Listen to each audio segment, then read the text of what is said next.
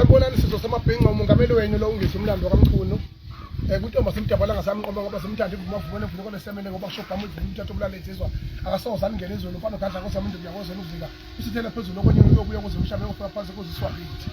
Njengamanje ke makhosi amakhulu ngilana ke ekuthenini ngile kubaba uNcamalala ngelanga langolwesihlanu la engafika khona ngambikela ukuthi icala seliyoqulu. Waphinde wangiphahlela wanginikeza izibusiso wangicelela nezasendlunkulukazi. Ngakho ke ngithi ke makhosi amakhulu ke ngikhuleka nasemakhosini alelizwe aliphethe ukuthi leli cala kusuka la ngakusasa likhulwe bese liyaphela leli cala ngilinqobe ngoba siyaxhashazwa akwaziwa ukuthi thina singobani. Ngiyacela ke makhosi amakhulu ukuthi nani sizwe samabhinqa ningithandazise ngo9 ekseni sobe sise Randburg Magistrates Court eGoli eGauteng. Njengamanje ngisekhaya eNkandla ngiyasuka yabophela nje amabutho abheke khona le kwelakithi asuka la kwelakithi abheke khona le eGoli eGauteng la siyothetha khona leli cala.